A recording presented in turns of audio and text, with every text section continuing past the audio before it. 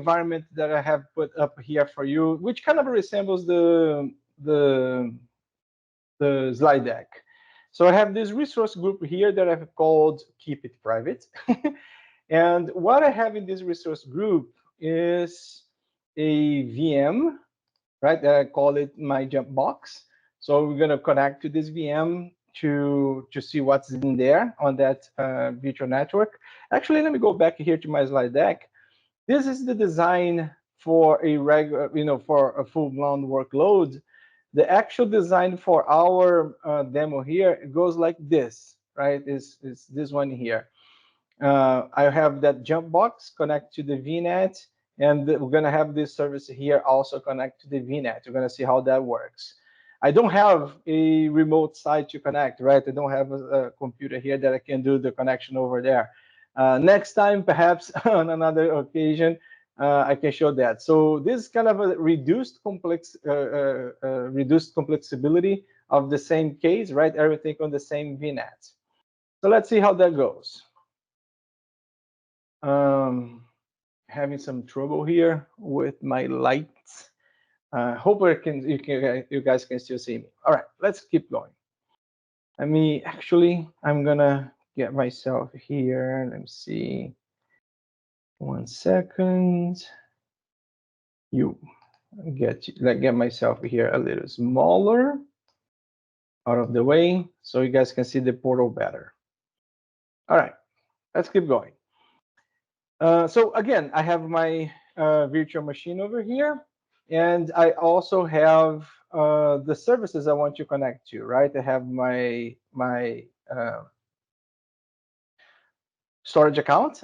I have my storage account. I have my database, my SQL database, and I also have Fabric, like I have shown you on the slide deck. So let's start with the simpler one. Let's start with the of course, I have the virtual network right here, right? The VNet. See the 3 dots over there? I have the VNet going on right here. So let's start with and the virtual network. I mean the virtual machine. Let me get here into the virtual machine. You'll see that the virtual machine. If I go here into networking, network settings, the virtual machine is on the network interface over here, right? Network interface. It is connected both to the public IP address, so I can jump into that one, but also in the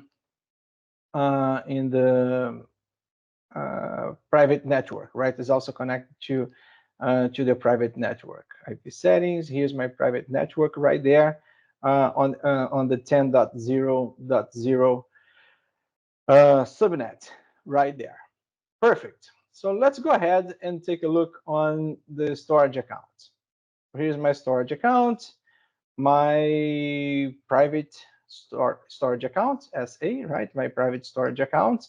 So if I go here into the networking of the private account, storage account, network, there we go. If I go here into networking, I will see here that the networking it's enabled for all networks. It's facing the public internet. Is not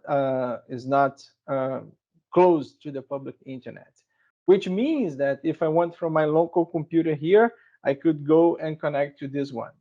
But that's not what I want. What I want is to have a private endpoint connection, which means that this service supports a private link. It already has one end of the cable to it. I just need to connect the other end to a private endpoint. I'm going to add here a private endpoint on the same. It's going to be on the same resource group because to keep a good organization, you get this thing on the same resource group. Especially for this occasion, after the session is over, I'm going to delete the whole thing with one click. That's the idea.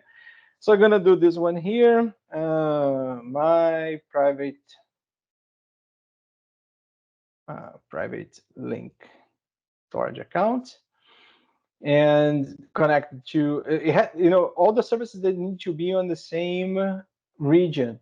So my storage account and my VNets, they are in the same region, so that will connect. If it is in another region, I need to have a VNet on the same region where the service is, and then I need to pair the VNets in between both regions, right? That's something we can see some other day. So that is that.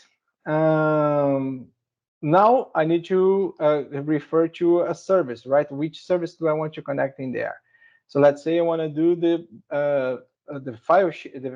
file storage side of the storage account, right? Storage account has 4 services in there.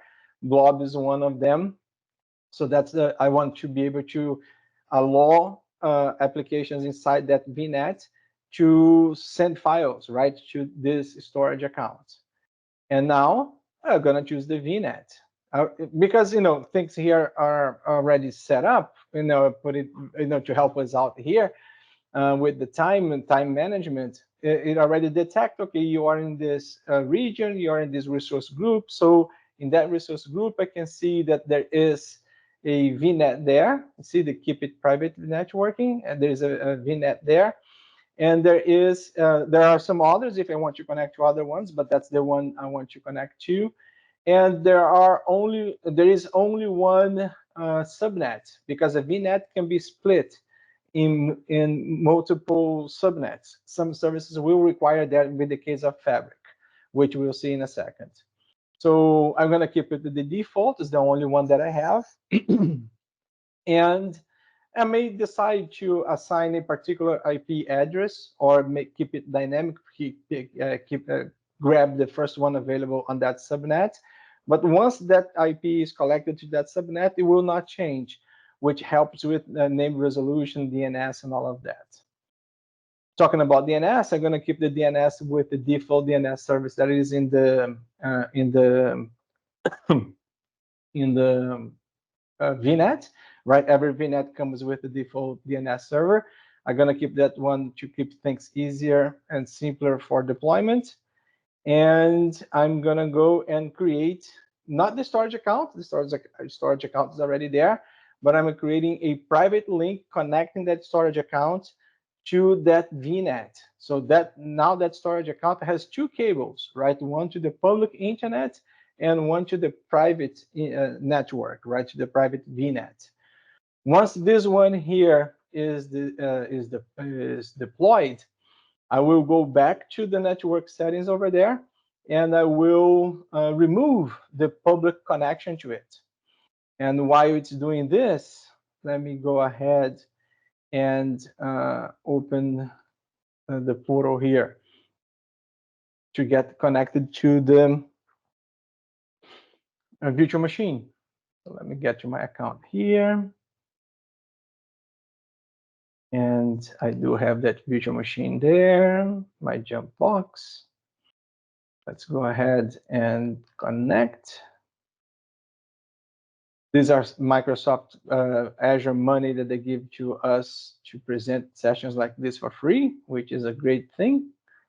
And let's go and download the RDP file.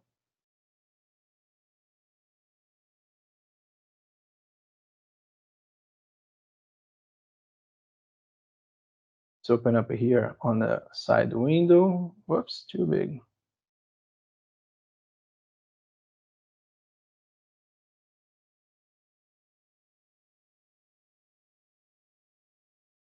Let me show you this. The whole thing got really big here. Where is you?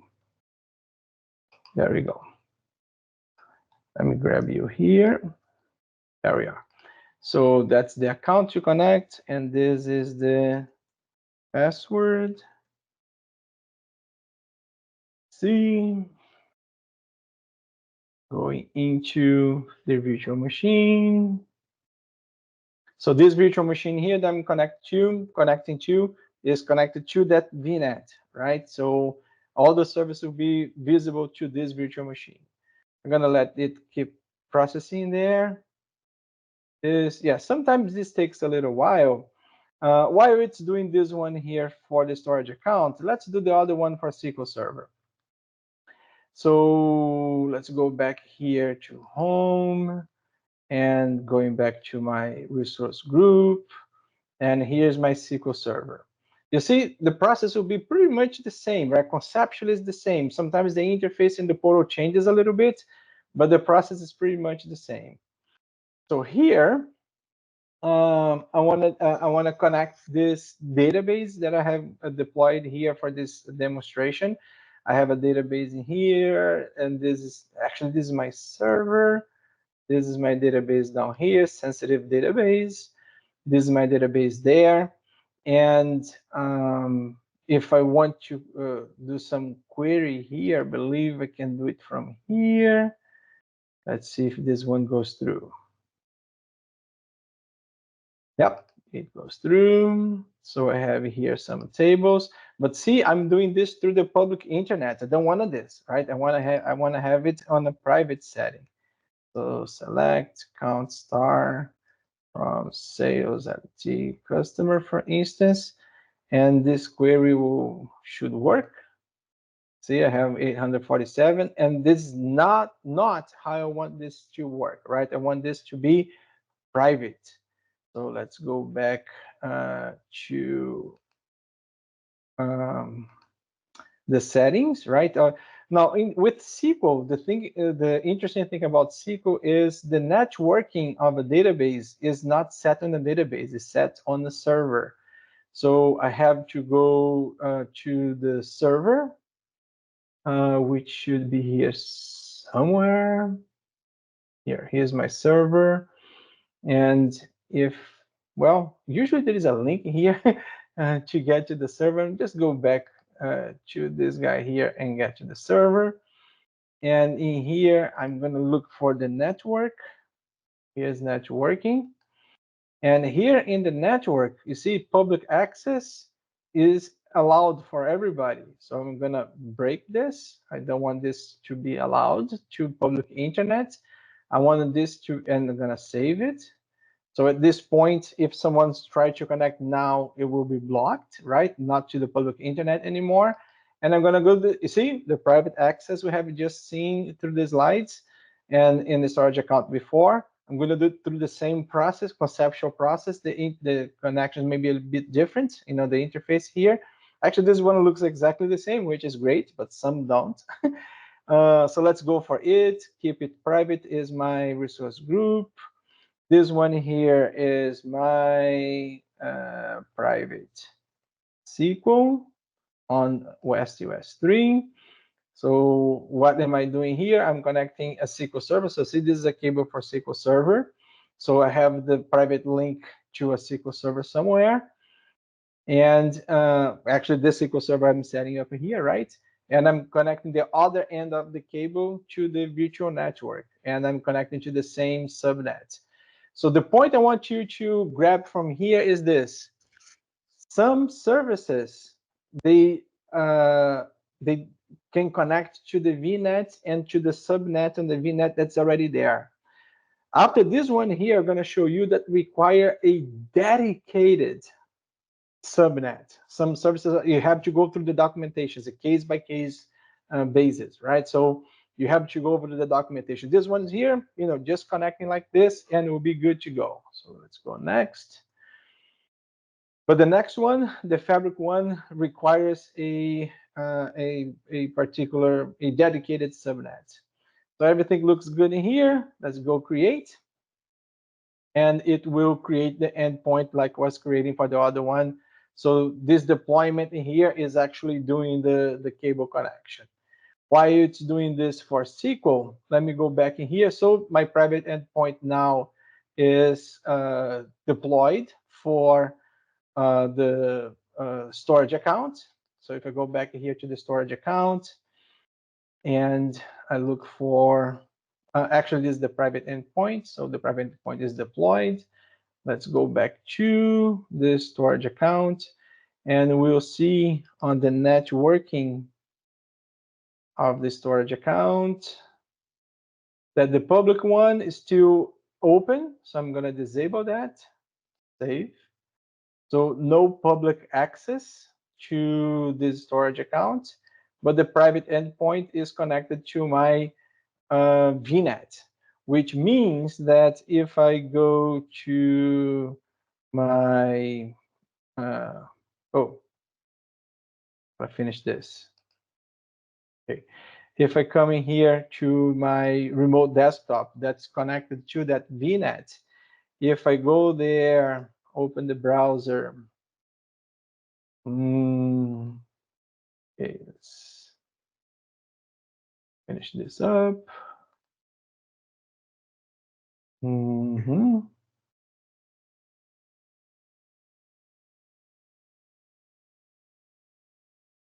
So if I go here to portal.azure.com and do my demo account.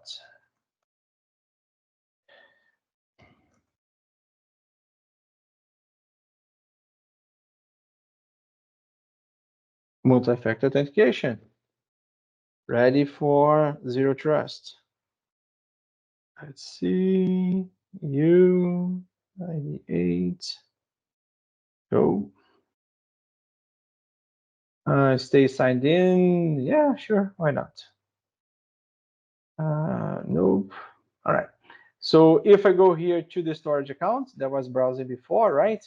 And if I go here to storage, and if I go into the blob containers, and if I want to go ahead and create a blob container here, like demo